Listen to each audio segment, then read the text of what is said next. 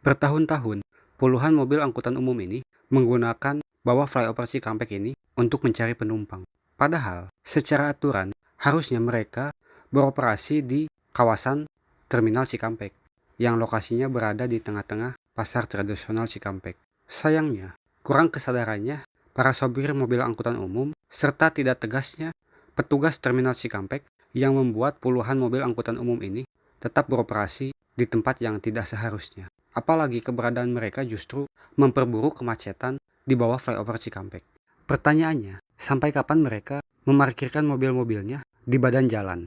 Ya, meskipun di bawah flyover Cikampek mereka lebih mudah mendapatkan para penumpang, namun langkah tersebut memberikan dampak tidak baik. Mudah-mudahan ke depannya pemerintah Kabupaten Karawang bisa memberikan solusi yang terbaik sehingga keberadaan puluhan angkutan umum ini bisa lebih tertib, tentunya bisa lebih mempermudah mereka juga dalam mencari penumpang.